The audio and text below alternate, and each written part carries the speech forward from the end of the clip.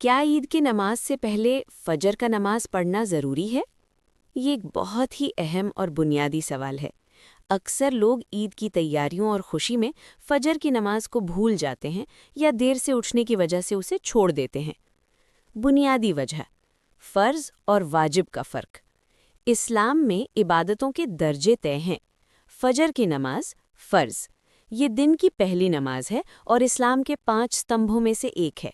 فرض کا مطلب ہے کہ اسے کسی بھی حال میں چھوڑا نہیں جا سکتا۔ اسے چھوڑنا کبیرہ یا بڑا گناہ ہے۔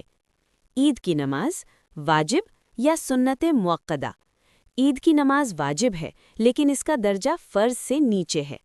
نیم: اگر آپ کوئی نفل یا واجب عبادت جیسے عید کی نماز کرتے ہیں لیکن فرض جیسے فجر کو چھوڑ دیتے ہیں تو اللہ کے یہاں آپ کی عبادت کا وہ ثواب نہیں ملتا جو ملنا چاہیے۔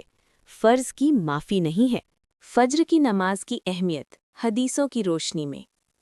فجر کی اہمیت کو سمجھنے کے لیے ہمارے پیارے نبی رسول اللہ صلی اللہ علیہ وسلم کی کئی حدیثیں موجود ہیں۔ حدیث 1، اللہ کی حفاظت یعنی گارنٹی۔ رسول اللہ صلی اللہ علیہ وسلم نے فرمایا، جس شخص نے فجر کی نماز پڑھی وہ اللہ کی پناہ یعنی حفاظت یا ذمہ داری میں آ گیا۔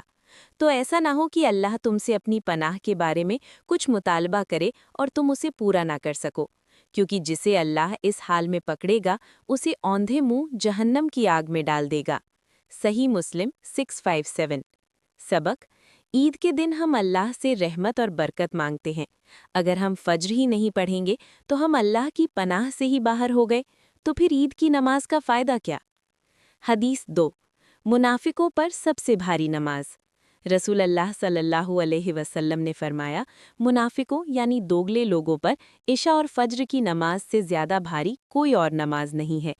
اگر انہیں معلوم ہو جائے کہ ان دونوں نمازوں میں کتنا اجر ہے، ثواب ہے، تو وہ گھسٹتے ہوئے یعنی گھٹنوں کے بل ان نمازوں کے لیے آئیں۔ صحیح بخاری 657، صحیح مسلم 651۔ سبق: جو سچا مومن ہے وہ کبھی بھی فجر نہیں چھوڑ سکتا، خاص کر عید جیسے مقدس دن پر۔